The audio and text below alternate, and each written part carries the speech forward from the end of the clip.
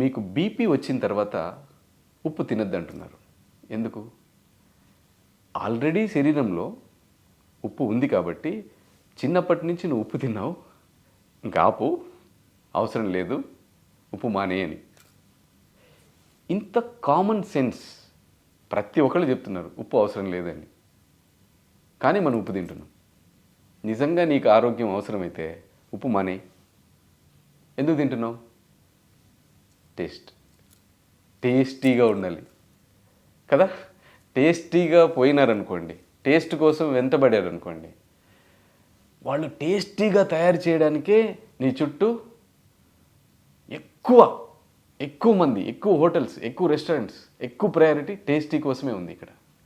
కానీ మన ప్రయారిటీ ఏంటి? ఈ వీడియో చూస్తున్న మీకు ప్రయారిటీ ఏంటి? టేస్టా? హెల్తా? టేస్టీగా ఉండాలా, హెల్తీగా ఉండాలా? హెల్తీగా ఉండాలనుకుంటే ఉప్పు అవసరం లేదు. మరి అలవాటు పడిపోయింది కదా. కొద్దిగా ప్రాక్టీస్ చేయి, తగ్గించు.